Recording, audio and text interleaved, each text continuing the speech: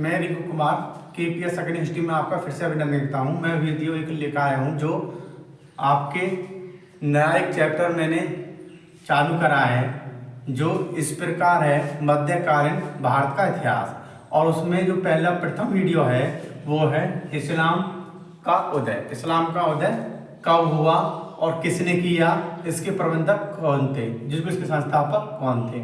इस्लाम का जो उदय हुआ था, पैगंबर मोहम्मद जो पैगंबर हजरत मोहम्मद साहब थे, उन्होंने इस्लाम का धर्म का प्रबंधक कहा जाता है, जो मतलब संस्थापक कहा जाता है।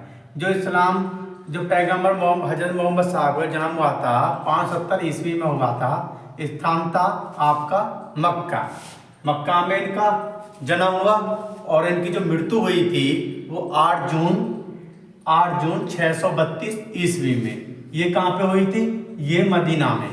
ठीक है, एक बात ध्यान रखें, जन्म कहाँ पर हुआ? मक्का में 570 ईस्वी में। ठीक, और मृत्यु कहाँ पर हुई? 8 जून 632 ईस्वी में। कहाँ पर? मदीना में। और मदीना में ही पैगंबर मोहम्मद साहब को दफनाया गया था। इनके पिताजी का नाम था अब्दुल्ला, माताजी का क्या नाम था? माताजी का नाम था अमीना। माताजी का नाम था अमीना। और हजरत मोहम्मद साहब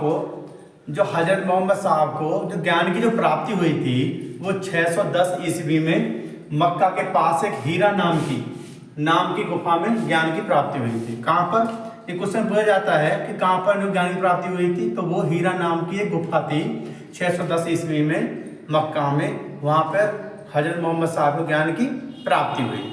उसके बाद में इसमें था 24 सितंबर 622 ईस्वी को पैगंबर के मक्का से मदीना।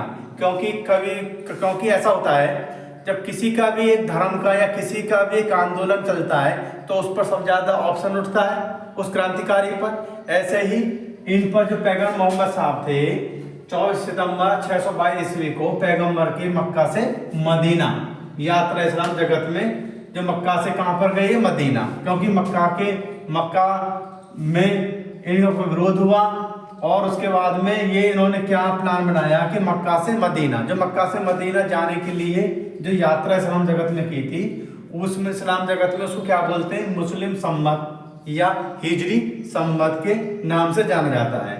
और मोहम्मद साहब की जो शादी हुई थी वो 25 वर्ष की आयु में शादी हुई थी। जो 25 वर्ष की आयु में शादी हुई थी, एक विधवा थी, उनका नाम था खदीजा नाम की विधवा थी। उनके साथ में मोहम्मद साहब की शादी हुई थी। जो इस प्रकार है इस्लाम का उदय। इस्लाम धर्म के प्रबंधक पैगंबर हजरत मोहम्मद साहब थे। कौन थे? इस्लाम धर्म के प्रवर्तक पैगंबर हजरत मोहम्मद साहब थे। जन्म का हुआ 570 ईस्वी में, स्थान मक्का में, और मृत्यु 8 जून 632 ईस्वी में। कहाँ पर स्थान? मदीना में, और मदीना में ही इनको दफनाया गया था। उसके बाद में पिता का नाम अब्दुल्ला, माता का नाम अमीना। ठीक। नंबर 2, हजरत मोहम्मद साहब को 610 ईस्वी में मक्का के पास हीरा नामक गुफा से ज्ञान की प्राप्ति हुई थी। कहाँ से? 610 ईस्वी में मक्का के जो पास था हीरा नाम की गुफा थी, उन ज्ञान की प्राप्ति कहाँ पर हुई? हीरा नाम की गुफा में ज्ञान की प्राप्ति हुई 610 ईस्वी में, जो मक्का के पास थी। उसके बाद है नंबर 3, 24 सितंबर 622 ईस्वी को पैगंबर के मक्का से मदीना यात्रा, जो मक्का से मदीना की यात्रा, मक्का के बाद में कहाँ पर पहुंचे? मदीना पहुंचे। जो मदीना की यात्रा इस्लाम जगत में मुस्लिम सम्मत या हिजरी सम्मत, मुस्लिम सम्मत या हिजरी सम्मत के नाम से जाना जाता है। नंबर 4, मोहम्मद साहब की जो शादी 25 वर्ष की उम्र में खदीजा नामक विधवा के साथ हुई थी। किसके नाम से? खदीजा नामक विधवा के साथ हुई थी पैगंबर मोहम्मद साहब की शादी।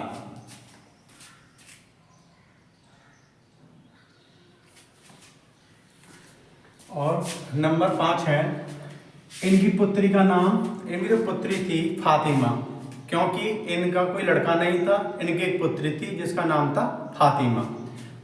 और इनका जो फातिमा की शादी हुई थी, जो पैगंबर मोहम्मद साहब के दामाद थे और फातिमा के जो शौहर थे, उनका क्या नाम था? अली हुसैन। ठीक। इनकी पुत्री का नाम था फातिमा एवं दामाद अली हुसैन। उसके बाद में नंबर 6 देवदूत देवदूत जिब्रियल। एक इनका देवदूत जुड़ जाता है। हमारे यहाँ पे देवता होते हैं, देवता में देवदूत इंद्र है, ये देवताओं का देव, या फिर कोई ऐसा ऐसे इस्लाम धर्म में था कि इनका जो देवदूत था, देवदूत क्या नाम था इनका, जिब्रियल ने पैगम मोहम्मद साहब को कुरान अरबी भाषा में। एक क्वेश्चन आता है कि ज्यादातर एग्जाम में पूछते हैं और मिस्टेक होती है कि जो कुरान किस भाषा में लिखी थी, तो उसमें अरबी भी होती है, फारसी भी होती है, उर्दू भी होती है, और तुम्हारा ये अरबी, उर्दू, फारसी, इनमें से कोई नहीं। तो ज़्यादातर स्टूडेंट क्या करते हैं कि ये सोचते हैं कि जो इस्लाम धर्म है उर्दू में ज़्यादा बात होती है, उर्दू में ज़्यादा चीज़ लिखी जाती हैं। ज़्यादातर कुछ स्टूडेंट उर्दू में कर देते हैं, कुछ फारसी में कर देते हैं।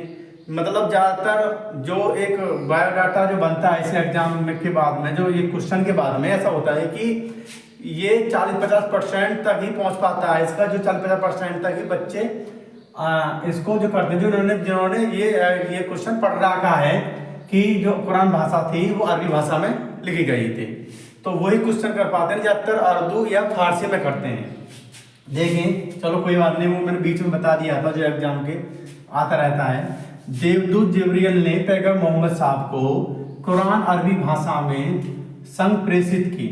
मतलब उनके लिए देवदूत जो था जिब्रियल, उन्होंने मोहम्मद साहब को कुरान अरबी भाषा में उनको वो जो किताबें थी जो लिखी गई थी, आयतें, और जो उसमें इस्लाम धर्म के बारे में लिखी थी, वो किसको समर्पित कर दी, वो पैगम्बर मोहम्मद साहब को समर्पित कर दी। कुरान इस्लाम धर्म का पवित्र ग्रंथ है, कुरान इस्लाम धर्म का पवित्र ग्रंथ है। नंबर 7 मोहम्मद साहब ने कुरान शिक्षाओं का उपदेश दिया। जो कुरान मोहम्मद साहब ने किनके कुरान का शिक्षाओं का उपदेश दिया, जो उसमें शिक्षा लिखी थी इस्लाम धर्म के प्रति, उनको पढ़ के मोहम्मद साहब ने उपदेश दी। उसके बाद में क्या होता है, नंबर 8 मोहम्मद साहब की मृत्यु हो जाती है। मोहम्मद साहब की मृत्यु कब होती है, 8 जून को होती है। 8 जून को मृत्यु होती है मोहम्मद साहब की। जो मृत्यु होने के बाद में, वो जब मृत्यु हो जाती है तो उस मृत्यु होने के बाद में इनमें आपस में मतभेद हो जाता है। किसमें, आपस में मतभेद हो जाता है, जिससे कि 2 पंथ अलग अलग दिखाई पड़ते हैं। जो एक शिया नाम के पंथ होता है और एक सुन्नी नाम का पंथ होता है।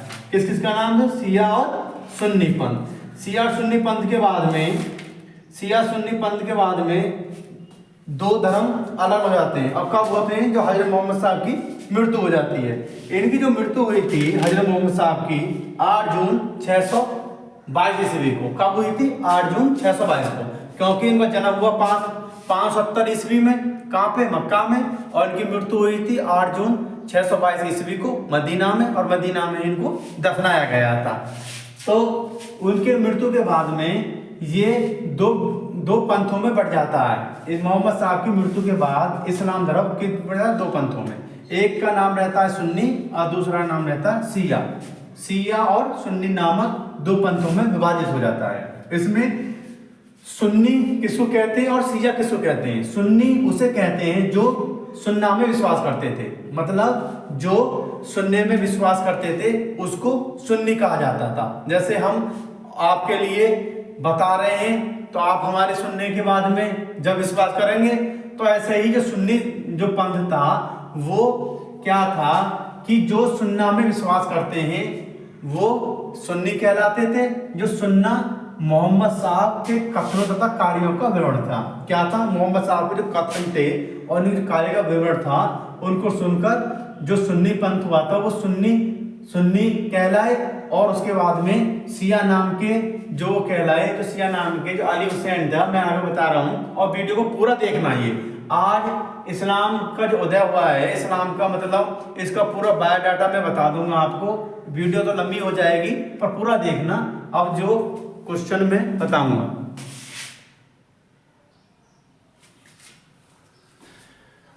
जो मैंने बताया था 9वां शिया और सुन्नी, दो पंथ में मोहम्मद साहब की मृत्यु के बाद में दो पंथों में बढ़ गया। सुन्नी उसको बोलते थे जो सुन्ना में विश्वास करते, जो सुन के जो उनके जो मोहम्मद साहब के जो कथन और उनके विवरण और कार्य थे उनको पढ़कर या सुनकर विश्वास करते थे, वो कौन कहलाए? सुन्नी। और शिया कौन कहलाए? जो शिया अली की शिक्षा पर विश्वास करते थे, क्योंकि जो मोहम्मद साहब का कोई उत्तराधिकारी नहीं था, उनकी एक लड़की थी, ठीक, तो लड़की का दामाद था अली हुसैन, और अली हुसैन को जो विश्वास करते थे शिक्षा पर वो शिया कहलाए, और जो मोहम्मद साहब के जो कथनों और कार्यों पर विश्वास या सुनकर विश्वास करते थे वो सुन्नी कहलाए। तो इसी बात पर काफी मतभेद हो गया, क्योंकि मानना यह है कि जो अली हुसैन थे वो न्याय संगत उत्तराधिकारी मानते हैं, क्योंकि उनके उत्तराधिकार कोई बेटा नहीं था, एक लड़की थी, और उसके बाद में लड़की का जो शौहर था, जो उनका जो दामाद था मोहम्मद साहब का, वो अली हुसैन था, क्योंकि उन्हें मरने के बाद में अली हुसैन उत्तराधिकारी बनते। तो इस पर काफी विवाद हुआ, इस पे इतना विवाद हुआ कि अली मोहम्मद और में भी काफी युद्ध हुआ उत्तराधिकारी बनने के लिए। तो इसमें क्या हुआ, सुन्नी जो सुन्ना में विश्वास करते थे वो सुन्नी कहलाए, जो शिया अली का शिक्षा पर विश्वास करते थे वो शिया कहलाए, तथा उन्हें न्याय संगत उत्तराधिकारी मानते हैं। अली की जो हत्या की थी 661 ईस्वी में हत्या कर दी गई थी। अली की हत्या कितनी? 661 ईस्वी में अली की हत्या कर दी थी। इसके दो पुत्र और थे, किनके? अली के जो दो पुत्र थे हसन व हुसैन। कौन थे? हसन व हुसैन। इनकी भी हत्या कब की गई? 680 ईस्वी करबला, एक जगह थी इराक में एक स्थान है करबला पर 680 ईस्वी में हसन और हुसैन की हत्या कर दी गई। हत्या करने के बाद में वहां पे हत्या जो करी थी एक मूविया ने उमैया वंश की स्थापना की। जब अली के जो पुत्र थे हुसैन और हसन की जो हत्या करी थी करबला इराक में 680 ईस्वी में, तो उस टाइम पे हत्या किसने करी थी? मूविया ने। मूविया ने वहाँ की प्रजाति थी, जो जाति थी मूविया, उन्होंने हत्या कर दी। हत्या करने के बाद में उन्होंने किस वंश की स्थापना की? उमैया वंश की स्थापना। किस वंश की? उमैया वंश की। उसके बाद में खलीफा जो पद था, खलीफा पद कब तक चला? क्योंकि मृत्यु इसके अली की उनकी मृत्यु के बाद में खलीफा हुआ, और खलीफा पद के उत्तराधिकारी मैंने बताया था उत्तराधिकारी के लिए और खलीफा पद के लिए जो इतना विरोध हुआ, मतलब इतना आक्रमण हुआ आपस में, खलीफा मैं बनूंगा, और खलीफा वो बना जो सबसे ज्यादा शक्तिशाली था, क्योंकि जो सबसे ज्यादा शक्तिशाली वही खलीफा बनेगा। क्योंकि कारण क्या था, जो हत्या हुई थी अली की भी हत्या 661 ईस्वी में हत्या कर दी गई। उसके बाद में उनके दो पुत्र अधिकारी बनते तो उनकी हत्या कर दी गई। अली की 661 ईस्वी में हत्या की, और तुम्हारे हसन हुसैन की 680 करबला इराक में हत्या की। क्यों की गई? आप लोगों को पता है, राजनीति थी, उसमें एक राजनीति क्या था कि जो इस्लाम धर्म, जो इस्लाम जगत का जो भी हम, या तो हम खलीफा बनेंगे उत्तराधिकारी या ये बनेंगे, तो इस कारण अली की भी हत्या हुई, उनके दोनों पुत्र की भी हत्या आई। और एक बात और, जो हसन और हुसैन की जो हत्या हुई थी, हसन हुसैन हत्या के ही द्वारा मुहर्रम बनाया जाता है इस्लाम में, जो मुसलमानों में त्योहार बनाया जाता है। हुसैन और हसन की हत्या हुई थी, उसके उस उपलक्ष्य में मुहर्रम बनाया जाता है इस्लाम धर्म में या मुसलमान में। एक बात है, इस्लाम धर्म में जो इस्लाम कबूल करेगा वही मुस्लिम होगा, तो उनके उपलक्ष्य में ही मुहर्रम बनाया जाता है, इस बात को ध्यान रखना। तो उसके बाद में क्या हुआ, जो खलीफा पद था, खलीफा पद कब तक चला? 1924 तक, ठीक। खलीफा पद कब तक चला? जब से उनकी मृत्यु हुई थी। उसके बाद में खलीफा वंश, काफी खलीफा वंश हैं, और अब्र खलीफा वंश है, उमर है, और उसके बाद में उस्मान है, लास्ट में फिर नीचे आओगे तो उमैया वंश है। उमैया वंश में भी लास्ट में था अब्बासी वंश है, अबू बकर, उमर, उस्मान, अली, ये क्या था, ये उनके प्रधान शिष्य थे, जो खलीफा का एक नेतृत्व नीचे चलता गया। उसके बाद में जो सबसे प्रथम जो प्रथम जो सबसे प्रथम जो खलीफा पूछा जाता है, खलीफा कौन थे, तो अबू बकर थे। अबू बकर के बाद में कौन बने, उमर बने। उमर के बाद में कौन बने, उस्मान बने। और उस्मान के लास्ट में कौन बने, अली, जो खलीफा बन गए। क्योंकि पैगंबर मोहम्मद साहब की मृत्यु के बाद में उत्तराधिकारी की, मैंने बताया था, उत्तराधिकारी की लड़ाई हुई आपस में कि उत्तराधिकारी हम बनेंगे या हम बनेंगे। उसके बाद में मृत्यु के बाद में खलीफा पद क्रमानुसार चलता रहा। पहले कौन बना खलीफा, अबू बकर। उसके बाद में कौन बना उमर। उमर के बाद में कौन बना, उस्मान। उस्मान के बाद में कौन बना, अली। ठीक। और अली के बाद में भी काफी विवाद हुआ। जो 680 ईस्वी में करबला इराक हसन हुसैन की हत्या करी थी, ये मूरिया वंश एक मूरिया वंश की, वहां की मूरिया जो जाति थी, मूबिया जो जाति थी, उसने किस वंश की स्थापना की, उमिया वंश की स्थापना। उमिया वंश की स्थापना करने के बाद में उसमें उमिया वंश की स्थापना हुई, तो उसमें संस्थापक कौन रहे, मूबिया। मूबिया के बाद में वाजिद, मूबिया के बाद में एक वाजिद वंश चला। जो वाजिद वंश था, जो मोहम्मद साहब के जो चाचा थे, उनके उत्तराधिकारी थे। कौन थे, उत्तराधिकारी। तो ये मैं बाद में आपको बताऊंगा। तो पहले इसको देख लें। शिया अली की शिक्षा पर विश्वास करते थे। किस पर, जो शिया होते थे अली की शिक्षा पर विश्वास करते थे, तथा उन्हें न्याय सम्मत उत्तराधिकारी मानते हैं, क्योंकि दामाद थे ये हजरत मोहम्मद साहब के। अली की सन 661 ईस्वी में हत्या कर दी थी। अली के दो पुत्र थे, एक का नाम हसन और दूसरे का नाम हुसैन। हुसैन की भी हत्या 680 ईस्वी में करबला इराक नाम स्थान पर कर दी गई। मूविया ने उमिया वंश की स्थापना की। हत्या किसने करी, मूवियाओं ने। अली, इसके हसन और हुसैन की हत्या 680 ईस्वी में करबला इराक में। ठीक है। और मूविया वंश ने किसकी स्थापना कर दी, उमिया वंश की स्थापना की। ठीक। नंबर 12, मोहम्मद साहब के उत्तराधिकारी खलीफा कहलाए। जो मोहम्मद साहब मृत्यु होने के बाद में, जब उनकी जो मृत्यु हुई थी, उसके बाद में क्या कहलाए, खलीफा पद एक चालू हो गया। उसके बाद में जो खलीफा पद था वो 1924 तक चल रहा। कब तक, 1924 तक रहा खलीफा पद। तुर्की के शासक मुस्तफा कमाल पाशा ने समाप्त कर दिया। ठीक है। तो 1924 तक एक खलीफा पद रहा। ये समाप्त किसने किया, एक तुर्की के शासक थे जिनका नाम था मुस्तफा कमाल पाशा। मुस्तफा कमाल पाशा ने खलीफा पद समाप्त कर दिया। उसके बाद में नंबर 14, एक लेखक थे इब्न ईसान। कौन थे, इब्न ईसान ने सर्वप्रथम पैगंबर मोहम्मद साहब की जीवन चरित्र लिखा। किसने लिखा, मोहम्मद साहब का जीवन चरित्र किसने लिखा, इब्न ईसान ने सर्वप्रथम पैगंबर मोहम्मद साहब की जीवन चरित्र लिखा। ये क्वेश्चन काफी यूपीएससी या टीजीटी, पीजीटी या जीडी, काफी क्वेश्चन ये पूछा जाता है कि सर्वप्रथम पैगंबर मोहम्मद साहब के जीवन चरित्र किसने लिखा। तो किसने लिखा, इब्न ईसाक ने। उसके बाद में आप लोगों को पता है नंबर 15, मोहम्मद साहब के जन्मदिन पर क्या मनाया जाता है, ईद ए मिलाद उन नबी पर बना जाता है। एक क्वेश्चन और पूछते हैं यहां से,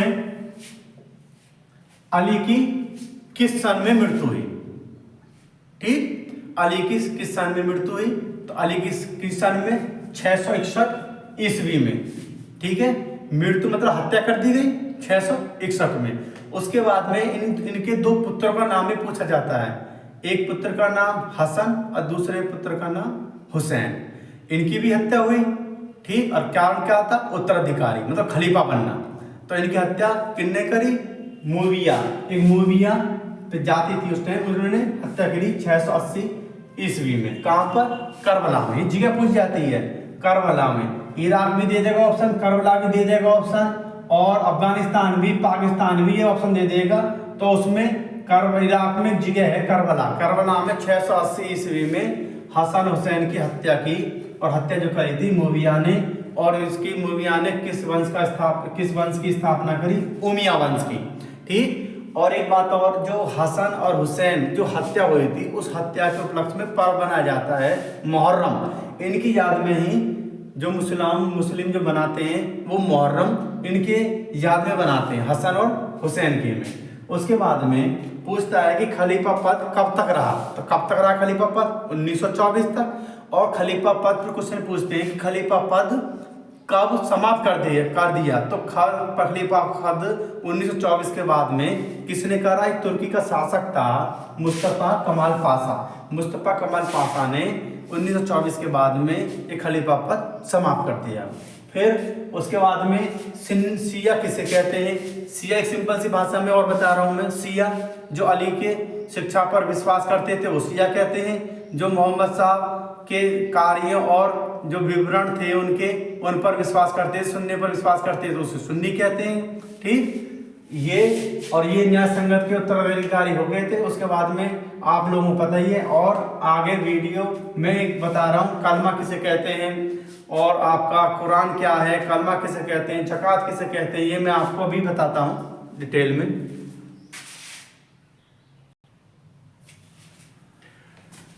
और इसमें जो क्वेश्चन जो पूछे जाते हैं थोड़ी बेस पूछे जाते हैं, जो मैंने पीछे बताया कि उसके बारे में तो पूछे जाते हैं, जो इस ऑप्शन में दे देते हैं। जैसे कुरान है, हदीस है, सुन्नत है, इजमा है, काजी है, 5 प्रकार की शिक्षा है, कलमा, रोजा, नमाज, ज़कात, हज, मतलब इन्हें क्या कहते हैं? कुरान तो सबको जानते हैं, कुरान पवित्र ग्रंथ अरबी भाषा में है।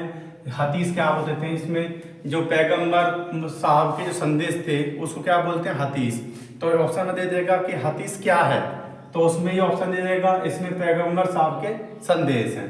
अब जैसे ऐसे क्वेश्चन पूछे जाते हैं इसमें जो इस प्रकार हैं, जैसे कुरान तो आपको पता है कि ये पवित्र ग्रंथ है और ये ग्रंथ लिखा गया है किस भाषा में? अरबी भाषा में, जो एक इस्लाम धर्म का एक ये पवित्र ग्रंथ है।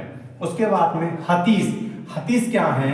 इसमें पैगंबर साहब के संदेश हैं। इसमें क्या है? हदीस में जो पैगंबर साहब के संदेश हैं, जो कुरान में जो जिब्रील ने उनको पैगंबर साहब को सौंपी थी, तो उसमें संदेश हैं, तो वो संदेश किसमें मिलते हैं?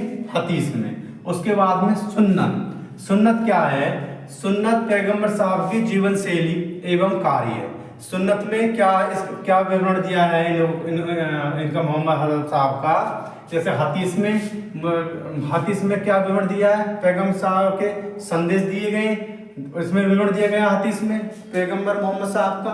और सुन्नत में क्या दिए गए? तो सुन्नत में जो हज़रत मोहम्मद साहब की जीवन शैली थी वह उनके कार्य इनका विवरण दिया गया है। उसके बाद में इजमा जो होता था बहुमत के आधार पर निर्णय लेना। कोई भी एक ऐसा निर्णय नहीं था कि आपने किसी भी गठन या किसी भी सदस्य या किसी भी मीटिंग के सामने आपने कोई प्रस्ताव पास कर दिया और वो तुरंत पास हो गया।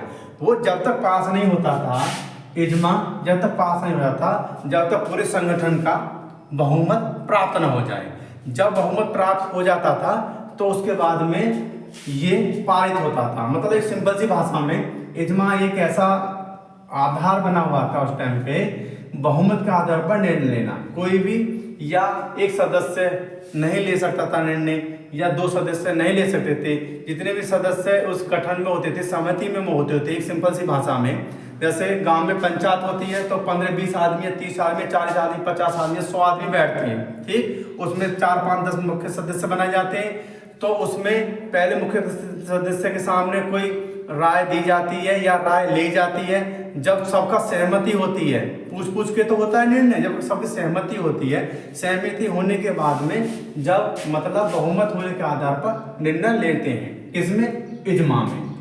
इसका विवरण है काजी क्या होता था? जो काजी होता था इस्लाम धर्म का काफी इसका प्रभाव पड़ा था। जो काजी होता था एक धर्मगुरु होते थे, जो मतलब इस्लाम धर्म जो अरब भाषा है कुरान का, जो इस्लाम का काफी अच्छा विद्वान माना जाता था काजी को। तो काजी का विवरण क्या था? तर्क या विश्लेषण के आधार पर निर्णय लेना। काजी ये नहीं है कि तुरंत किसी निर्णय को तुरंत कह दे कि नहीं ये ठीक है या ये गलत है। वो जब तक उसकी तर्क नहीं निकाल सकता था, जब तक उसका विश्लेषण मतलब अच्छी जानकारी गहन अध्ययन नहीं कर पाता था, जब तक वो कोई आधार पर निर्णय नहीं लेता था। कौन? काजी। और शिक्षा जो इस्लाम धर्म में जो 5 जो शिक्षाएं, ठीक है, 5 प्रकार की शिक्षा दी गई हैं, वो कौन कौन सी है? नंबर 1 कलमा, मोहम्मद साहब का जो प्रतिनिधि होने की घोषणा करना। कलमा जो है, कलमा में विवरण किसका है? जो मोहम्मद साहब का। जैसे हम कहते हैं किसी भगवान या गौतम बुद्ध भगवान के लिए हम आपको समर्पित हैं, मतलब हम आपके ही गुण गाएंगे और आपकी हम पूजा करेंगे। ऐसी कलमा में क्या था कि मोहम्मद साहब का प्रतिनिधि होने की घोषणा करना, मतलब मैं आपसे आज से आपका प्रतिनिधि हूँ, मतलब आपको मैं आपसे मानता हूँ और आपके ही चरणों में, जैसे कोई भी भगवान या माता पिता हैं, एक एग्जाम्पल बताता हूँ मैं कलमा, जैसे माता पिता हैं तो माता पिता को सेवा करना है और माता पिता के सामने कहना, ये कहना या ये कह देते हैं, या तो माता पिता की सेवा करनी चाहिए और माता, मैं तो हर एक चाहता हूँ कि हर एक स्टूडेंट या भाई बहन या लड़का हो लड़की हो, माता पिता की सबको सेवा करनी चाहिए। तो इसमें क्या था कि कलमा में मोहम्मद साहब का प्रतिनिधि होने की घोषणा करना, आज से मैं मोहम्मद साहब का प्रतिनिधि घोषणा करना, मतलब आपका प्रतिनिधित्व हूँ, आपका ही मैं सेवक हूँ। तो ये कलमा में विवरण दिया था। रोजा तो आप जानते हैं कि सूर्योदय से लेकर सूर्यास्त तक, जब सूर्योदय होता था 1 मई को भी इनका रोजा होता है 1 महीना का, तो उसमें क्या था कि रोजा कब खोलते थे और कब ये बंद करते थे। तो इसमें क्या था कि जब तक सूर्योदय से पहले खाना वाना करना, ठीक, उसके बाद में सूर्योदय के अस्त, मतलब सूर्योदय के जब सूर्य निकलता था तो उससे पहले ये रोजा खोलते थे, और सूर्य जब निकलना मतलब शाम को बंद हो जाता था जब रोजा खोलते, जब तक सूर्य निकलता रहेगा जब तक ये रोजा नहीं खोल सकते थे। तो इसमें रोजा का विवरण दिया गया।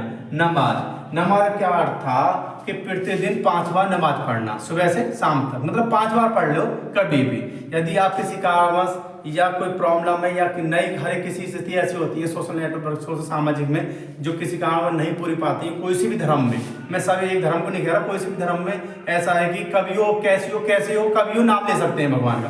तो इसमें क्या प्रावधान किया था, यदि आप 5 बार नमाज नहीं पढ़ रहे तो कोई प्रॉब्लम नहीं है, पर शुक्रवार को 1 बार नमाज पढ़ना, ठीक। क्या था, यदि एक दिन में यदि प्रतिदिन में यदि एक दिन में आप 5 बार नमाज नहीं पढ़ते हैं तो इसमें शुक्र को नमाज पढ़ना आवश्यकता था, ठीक। उसके बाद में जकात क्या होता था, जकात ये शब्द ऐसा शब्द है, ये आगे भी चलता रहेगा, ठीक। जकात ये जब अगर जकात आ रहा हो या इस्लामी इतने भी आक्रमण होंगे कुछ में, उसमें सब में जकात चलता रहेगा। जकात क्या था, जकात एक ऐसा कर था, कर टाइप का, जिसमें दान में पुण्य, मतलब कुछ इस्लाम धर्म के जो मुस्लिम भाई और बहन या कोई भी हो मुस्लिम इस्लाम में, मतलब तो इसमें क्या था कि इसमें कुछ हिस्सा दान में देना, ठीक। जकात में दान पुण्य मतलब कुछ हिस्सा दान में देना, या कुछ भी दे सकते हैं दान में, वो आपकी इच्छा के ऊपर है। तो जकात में क्या था, दान पुण्य मतलब दान में कुछ देना। उसके बाद में हज क्या था कि हज में जो हज था, हज क्या है, हज ये ऐसा था कि जैसे इस्लाम धर्म में इसका काफ़ी बहुत बड़ा महत्व है, ठीक। इसमें क्या था कि जीवन भर जो आपका जन्म से लेके मृत्यु तक एक बार मक्का में जाना, ठीक। हज का मतलब था कि जीवन में एक बार मक्का में जाना, क्योंकि मैंने आपको बताया था इनका जन्म कहाँ हुआ, 570 ईस्वी में मक्का में, ठीक। इनकी मृत्यु जो कहाँ हुई थी मोहम्मद साहब की, मदीना में, ठीक। और मदीना में इनको दफनाया गया था। तो इसमें एक विवरण था ये हज में कि जीवन में एक बार मक्का की यात्रा करना अवश्य, जीवन में एक बार मक्का की यात्रा करना, ठीक।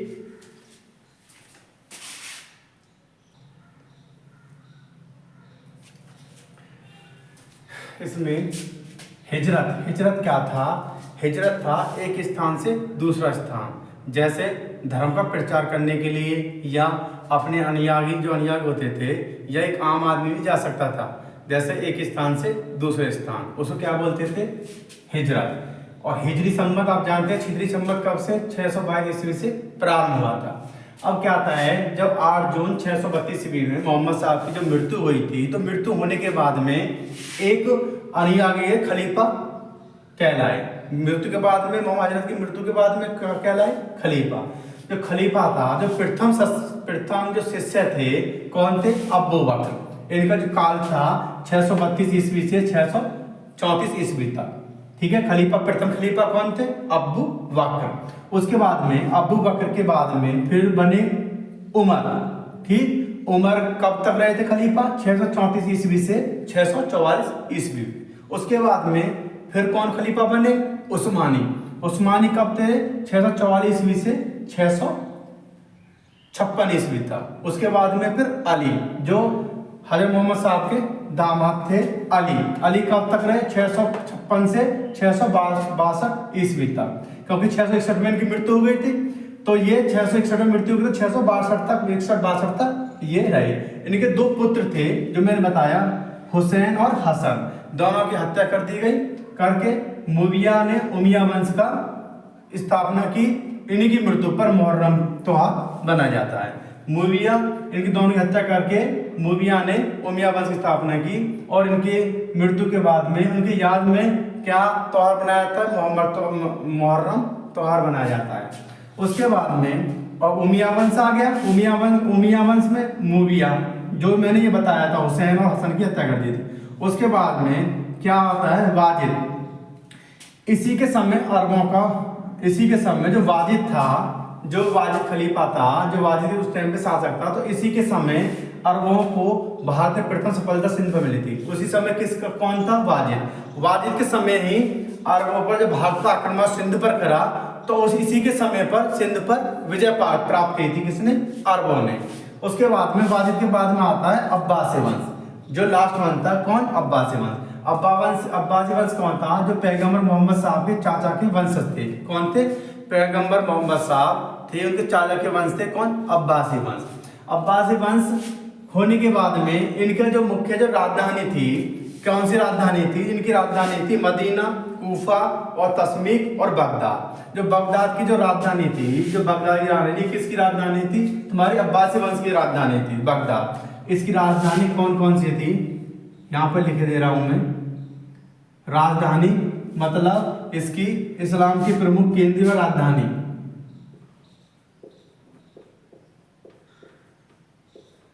इस्लाम के प्रमुख केंद्र एवं राजधानी, ठीक। नंबर 1 कौन सी थी इसमें? मदीना, ठीक। नंबर 2 मदीना के बाद में कूफा। कूफा के बाद में नंबर 3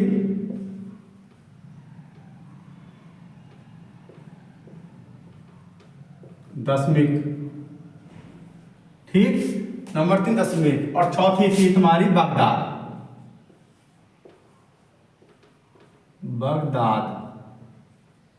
ठीक। इस्लाम के जो प्रमुख केंद्र थे, राजधानी थी मदीना, कूफा, दशमीक और बगदाद। जो बगदाद जो राजधानी थी वो किसकी राजधानी थी? अब्बासी वंश की, ठीक। अब्बासी वंश जो खलीफा के उस टाइम पे जो खलीफा जो समय थे, इनकी राजधानी कहाँ थी? अब्बासी की बगदाद में। 4 राजधानी थी। नंबर 1 मदीना, कूफा और दशमीक। और जो बगदाद जो राजधानी थी, इसमें बगदाद राजधानी किसकी थी? अब्बासी की, ठीक। इसकी थी Abbasi. KPS academy history channel को सब्सक्राइब करें, लाइक करें, बेल आइकन को प्रेस करें और शेयर करें, और अधिक से अधिक वीडियो को शेयर करें और अधिक से अधिक वीडियो को लाइक करें, क्योंकि ऐसा है कि वीडियो काफ़ी देखो मेहनत करना पड़ता है वीडियो में। मैंने देखा है सब्सक्राइब नहीं हो रहा चैनल पे, तो इसलिए सब्सक्राइबर भी करें और वीडियो को लाइक करें और शेयर भी करें। आप लोगों का सपोर्ट चाहिए। धन्यवाद।